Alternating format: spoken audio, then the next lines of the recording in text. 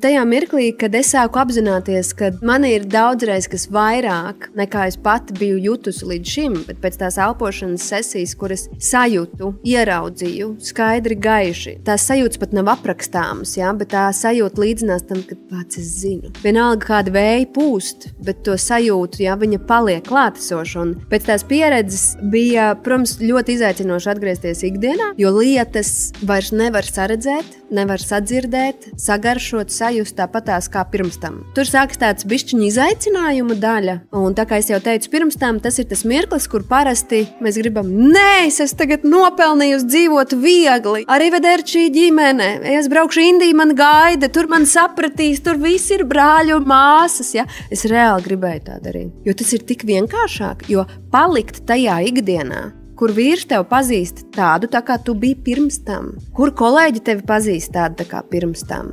Un viņi tevi tādu gaida, viņi tevi negaida citādāk.